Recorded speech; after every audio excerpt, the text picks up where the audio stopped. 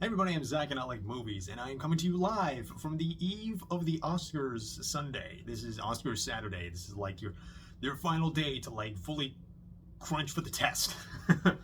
And yeah, so tomorrow night is the 97th Academy Awards. It is movie. It is a film Twitter Super Bowl. We all can like come together, talk about the movies we love, and shit on the movies that do not deserve to get wins when they inevitably win. And this one's an interesting lineup, and this video is my final predictions. I did my level best with my circumstances, my finances, and all that stuff.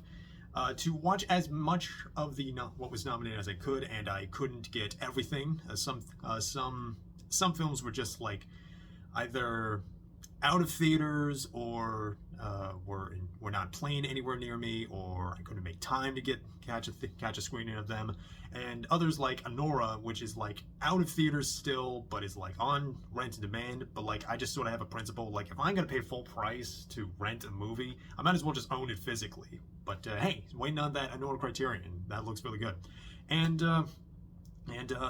So I guess that's it. Now on to my picks. It's my picks and my predictions as to what will win each category. And let's start with the writing categories. Best adapted screenplay. I would vote for, and what I think will win is Conclave. I think that's been shown to be a really good favorite amongst some writers. I think it's done pretty well in terms of like the other awards circuit, and it seems to be a favorite. Although I wouldn't be surprised if Nickel Boys maybe snuck in a win. I still haven't seen that myself yet, but I think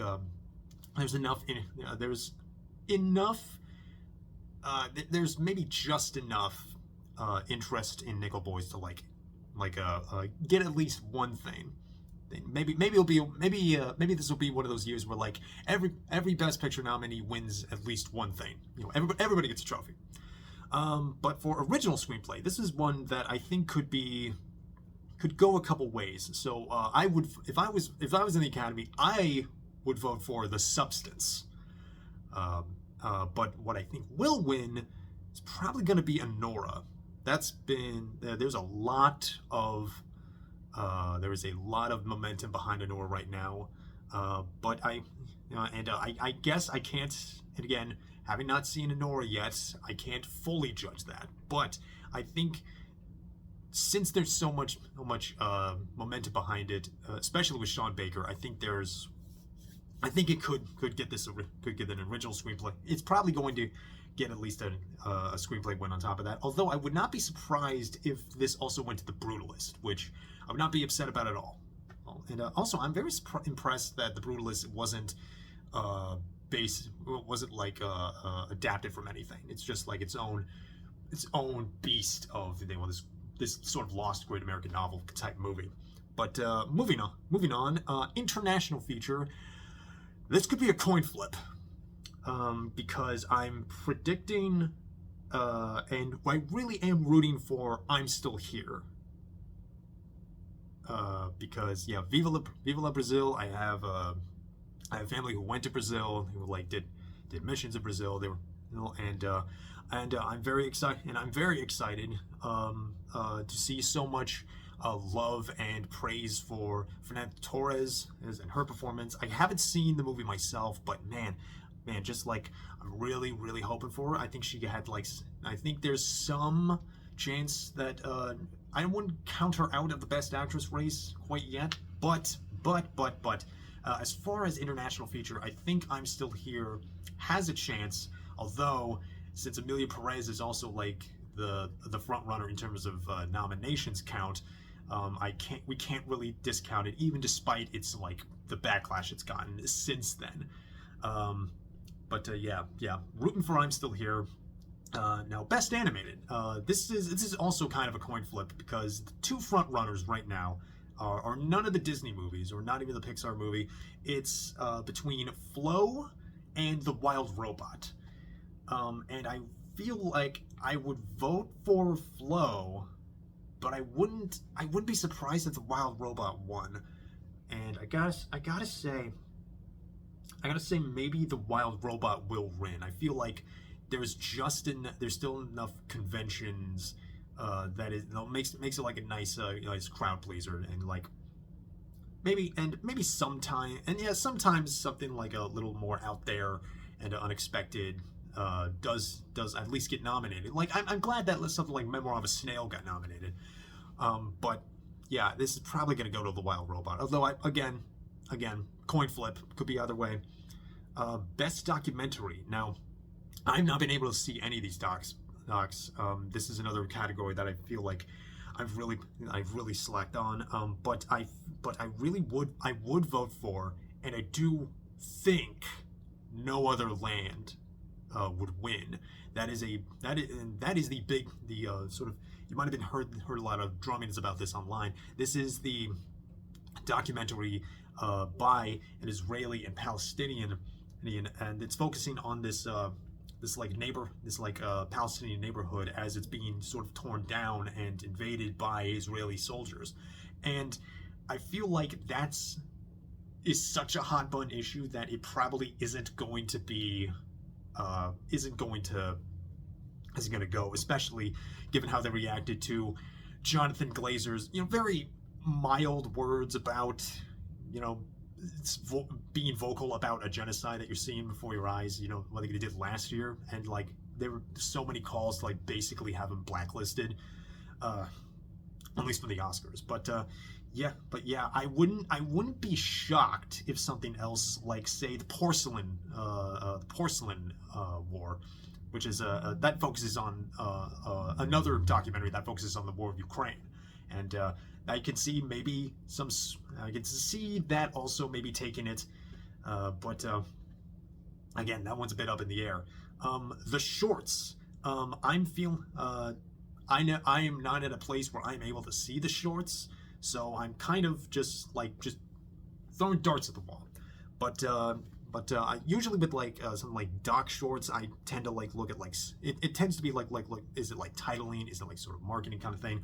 So what I think will win is Incident. This is a doc about police brutality that I have heard some things about it. It sounds intense and kind of crazy, but I wouldn't be surprised if something like The Only Girl in the Orchestra took that win. For animated short, I think what I think will win is Yuck, which is a little movie about a boy who sort of discovers kissing and is grossed by it, but then wants to try kissing. It looked cute. It looked kind of sweet and stuff. And but as far as that goes, I think you could also see Magic Candies going again. Like since I don't know any of these shorts, again, it's just I'm just throwing some haymakers. But as far as the live action short goes, there's only one clear present winner. It's Alien. That is a short about immigrants trying to I think it's something about trying to apply for visas, green cards, something to that effect. I think that is also one of those hot button issues that's safe enough to that would please Academy voters. It's not quite the present hottest button issue No Other Land would be. But anyway, that's sort of the shorts, and on to the technicals. So cinematography. What I would vote for of these categories, I would vote for Nosferatu. I thought that looked absolutely incredible. What I think will win is The Brutalist, which I would not be sad at all. That looked absolutely amazing. It's it's such a big movie, such a beautiful movie. Many great lawn takes that really feel earned, and oh my god. Although that being said, I would not be surprised if you also saw it go to Dune 2, because Greg Fraser his work is really some of the best, consistently best cinematography that I've seen this side of Roger Deakins. It's I think he's something of like one of the newer household names as far as like cinematographers go, which is great. Can't wait to see anything he works on. Is going to be great. Can't wait for Batman 2. I'm pretty sure he's working on that too. For best costume, there's only one. Wicked. Wicked's definitely getting this. Although I would not be shocked if maybe Nosferatu kind of snuck in that win. But it's gotta be Wicked. Similarly, hair and makeup. This has to go to. This has to go to the substance. I would vote for it. I want it to win, and I think it's so much with its makeup and its like makeup effects. It looks so good, but again, similarly, I could see maybe some elder Academy voters are a little like squeamish given what happens in the substance. So I wouldn't be surprised if they went to Wicked instead. That is sort of the more safer pick, but I would vote for the substance, and I hope it wins. Production design. This is one that I would also vote for Nosferatu. That movie looked great. It looked, just thinking about some of the sets and just incredible like artistry in that movie. I'm just blown away by it. But I think Wicked would take this, especially like when you get to Emerald City. There's like a lot more. Again, like it's one of those where it's like there's so much to it, and I think the Academy does tend to like favor splendor a lot. They really lean to something that's like very big, sort of big and loud. And Wicked being like the biggest blockbuster musical, pre-Hamilton, it stands to reason that it's probably a safe bet. Although I wouldn't be surprised if the Brutalist takes this one also. Like I think since it's such a focus on like architecture and it's so ingrained and important in the movie, but again, as I've been seeing from some of those anonymous voters, not all of them are seeing it, which. Why do the people who vote for the We Love Movies award not see all the movies? I would kill for this to be my job. Anyway. So on to vis effects. Dune 2. Dune Part 2. There's only one. I'd be shocked if anything else took this. So yeah, it's gotta go for Dune 2. Those worms.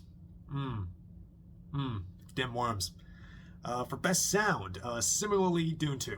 I'd be shocked if anything else does it. I'm a little shocked that The Substance didn't get a nomination for that. But if anything could sneak in a win, maybe Wicked. I don't know. I really feel like it should be Dune 2 if it's anything.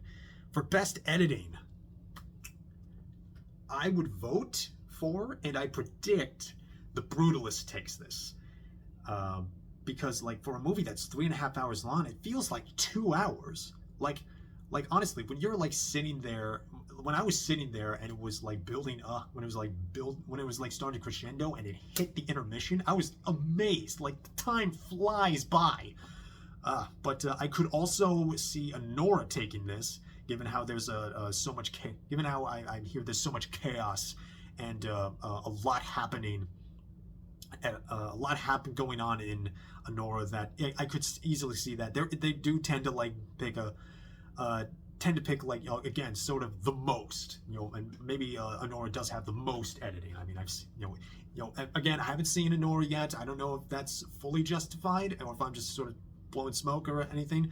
But however, I wouldn't be surprised if if Conclave also took this, because I thought that did have some effective editing, and I have seen that sort of be shopped around with some of the other from other like more in the know best picture predictors, like the next best picture podcast. I think they mentioned something like that. Anyway, original score. There's only one that I want to win and would vote for. The Brutalist. That score. My God, it's incredible.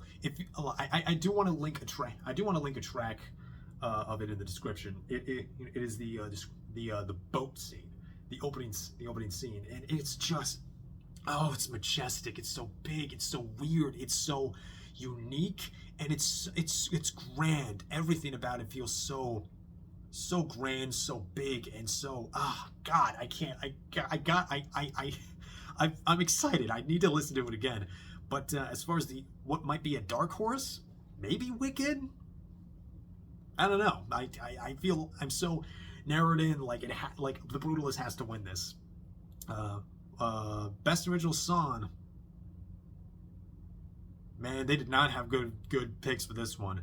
I would honestly abstain myself if I was an Academy voter, but what I think will win, probably El Mal from Emilia Perez. You know, I feel like I don't see Emilia Perez, even with all the controversy, I don't see Emilia Perez going home with nothing. Like I think most of Joker got like something like 10 or 11 nominations. It went home with like 3, I think, which like one of those at least wasn't deserved. But yeah, like this is like one of the most nominated movies of the Oscars like ever. I don't see it going home empty-handed. But yeah, I think it would take El Mal. That is probably one of the like better songs from that movie. Speaking of best supporting actress, we're now in the biggest categories now. So we have who I would vote for. Honestly, Ariana Grande. I thought she was fantastic. She honestly really wowed me as Glinda, and I really doubted her, but man, she super won me over. Who I think will win, honestly, probably Zoe Saldana. I think there's been just enough momentum for her, and I think I would not be upset if she won. I love Zoe Saldana. I love her. Yeah, I love her work. Honestly, like rewatching the Avatar movies, I forgot how good she is, and she can really like emote, and I would say she is kind of the highlight of Emilia Perez overall. But that being said, I would not discount sort of a sneak win from Isabella Rossellini. I do, Academy members do tend to, that has happened before, performances that have very minimal screen time that, get a lot of, that, have had just enough of a big enough campaign. Granted, this was in like the heights of the Harvey Weinstein campaigns, so who knows exactly. But I wouldn't be surprised if Isabella Rossellini did sneak one. They do tend to like these, like sort of like career Oscars. I mean, you kind of saw that with Jamie Lee Curtis, to be honest. But all respect to these ladies. They're very talented. They're absolutely deserve to be nominated here. Best Supporting Actor. There is only one, I think, that is going to win. It's Kieran Culkin for A Real Pain. He has won swept everything, basically.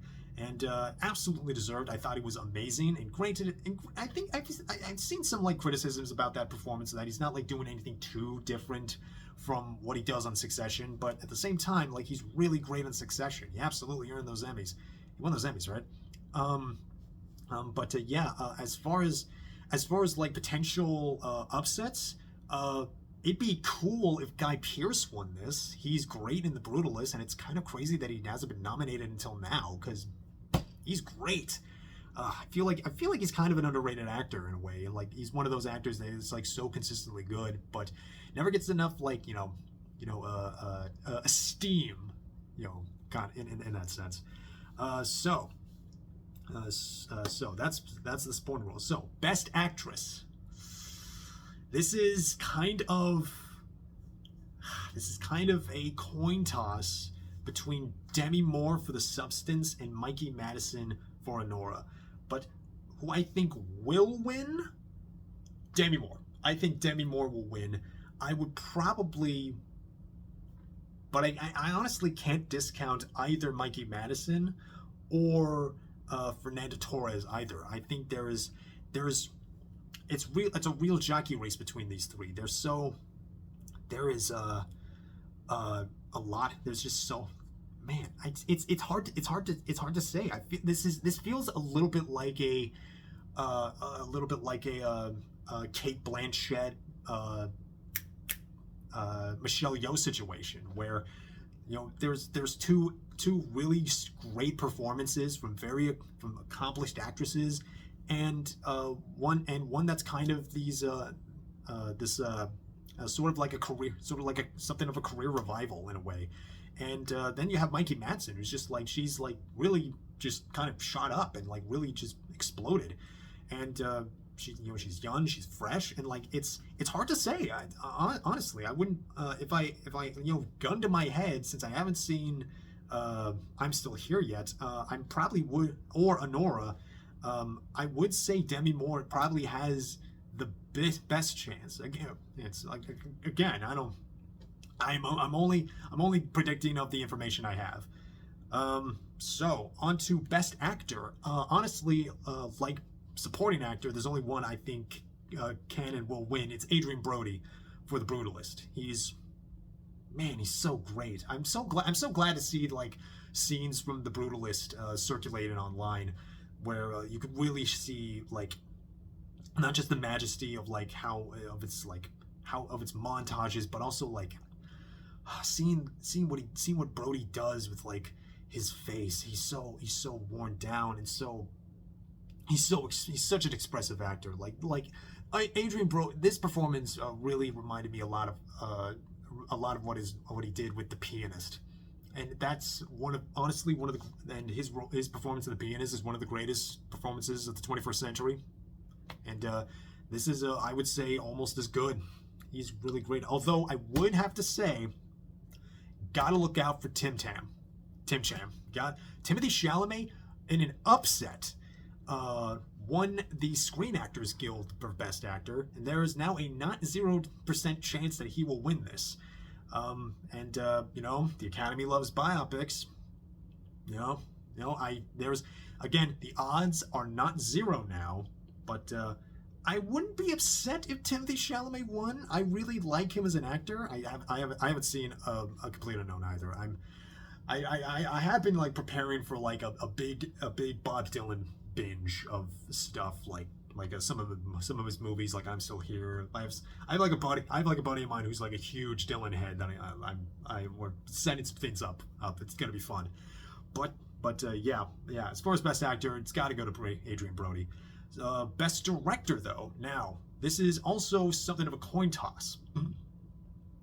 Because it's really between Brady Corbet from The Brutalist and Sean Baker for Honora, and there is a lot of momentum for Honora. Like it's sweeping a bunch of the big stuff. It won like the DGAs, it won the PGAs, it won Honora won the Palme d'Or. Like, that's not nothing. Granted, Palme d'Or isn't always necessarily a guarantee for an Oscar, but also Parasite won the Palme D too. But regardless, I would not honestly. I'm gonna make a bold prediction for director and picture. I think we're gonna see a split. I predict, and I would honestly vote for Brady Corbet to win Best Director. However, I think Honora will take Best Picture. That's sort of like my shot. That's sort of my calling my shot, not Babe Ruth. But I would not be surprised as far as Best Picture goes. I would not be surprised if Conclave sort of took this from the both of them, and sort of like an upset. But yeah, that's sort of my prediction. Brady for director, Honora for Best Picture, and that is sort of my Oscar predictions, and that'll be it for me. Like, I hope to see you all for Oscar Sunday. I will try to live tweet. I never get work off of for Oscar Sundays, so I'll do my best to like keep up, and yeah, exciting. Hope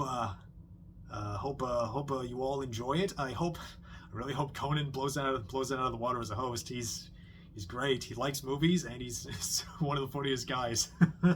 Can't wait for that.